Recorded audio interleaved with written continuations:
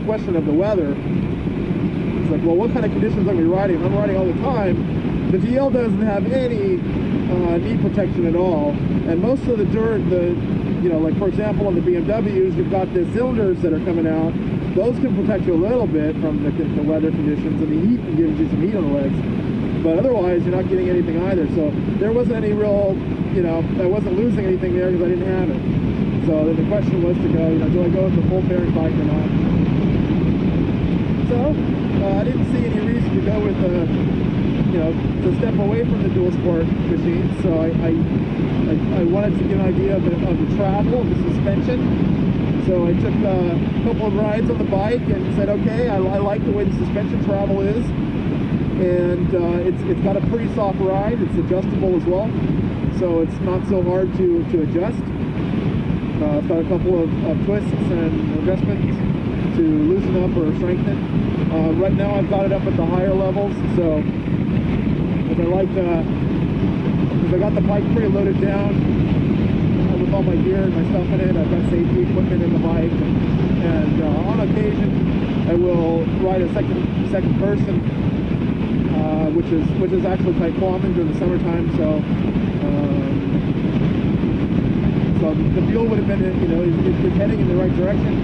So in the area I live in, there's quite a few hills, so you're not going to see them here, but in the community that I live in, there's quite a few hills, so I wanted to make sure that I had the power to maintain speed on the highway if I'm running too up.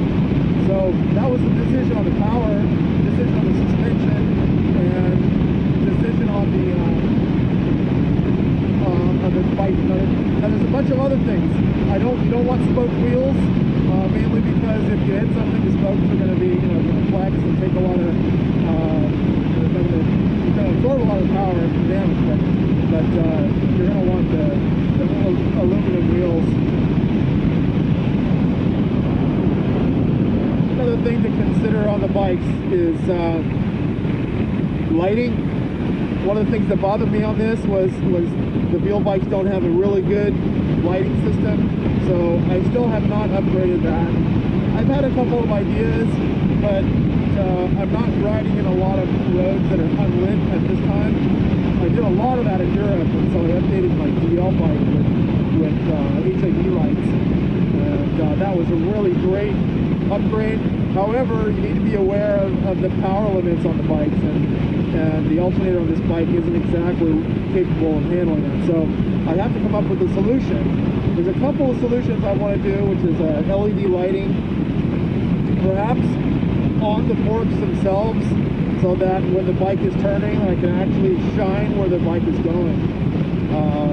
That's an attractive side for me. Another idea would be to put some lights up on the handlebars, which would be, you know, more perspective from the rider. As long as the lights have good side vision or more angled lighting up the road, that's really the goal, I think, and well lighting the road. Okay, so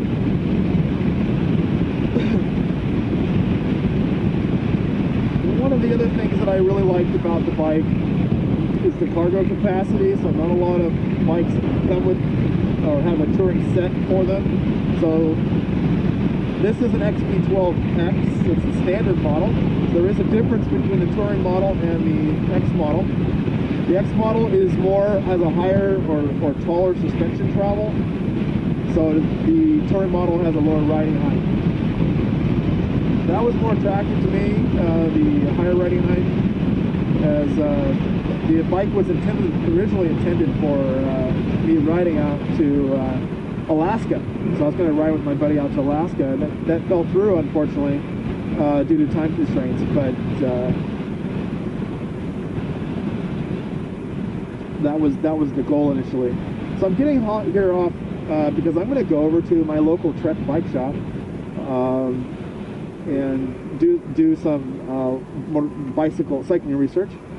And so I need to do some upgrades to my bicycle. So I'm getting off here a little earlier than I normally would. That's not really that important to you, but the important is that I'm not taking my normal trip home. And then I usually, since it's a little cooler weather, I usually go to the gym and do my workout there. And the gym, I usually go to the spin class there, and it's like, you know, it's an hour. I try to do my 20 miles at a minimum in the spin class. And so if you're interested in my cycling stuff, I'll probably put some cycling stuff up in January. See, what happens, as you can see, is when I get off work, it's pretty dark, and I don't like riding the bicycle at night. It just seems so dangerous. As you can see with all the cars, I don't have all the same safety gear and lighting and all that, and my bicycle's black, so it's not conducive of smart riding. And as you can see, you don't see a lot of riders at this time.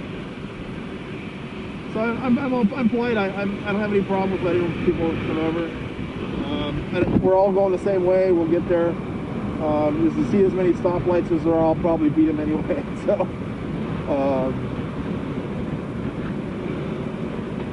So I'm taking a shortcut to the bike shop. So normally it's on El Toro. Bikes for you. So what shortcut? I got off an exit early, and I'm going up to a street that I know is a cross street of where that's at. So back to the Buell. So one of the things that I miss on my Buell compared to the BMW and the DL and other things is I really miss the heated hand grips. That's something that in the wintertime is it's a comfort. Not a need, but it's a comfort. I've got several sets of nice gloves, but your fingertips get cold after about 30-40 minutes of riding. Fingertips, and so you end up having a little bit of a numb fingers at some point. So I just like to mention that right now I'm just wearing slacks. It's probably about 58 degrees out, maybe a little, maybe closer to 60. So it's, I don't mind riding in the cold, so it doesn't bother me any. I have a lot of people that I know that just pack their bikes. Many Californians don't ride. I've got a couple, it's about 6 riders where I work, and so we all pretty much ride 20, all year round, with the exception of the bikes that are unserviceable. They will obviously sit in the garages until they get repaired. This was a funny spot here last year. I'll never forget it. I broke down right here, and my phone was dead. And I've learned never to let my phone get dead. And it was Christmas time, so I was buying Christmas gifts, and that sucked, I tell you. So I ended up walking to a bike shop that was about a mile away, and it was actually just a normal auto shop, and I was able to get the things I needed to fix the bike. And since then, I've kept all the things I've needed with me. So that's a lesson you learn after a long period of time. You just learn to get the stuff you need. You learn that with each bike. Each bike has its own things. So the bike was pretty new to me at that time.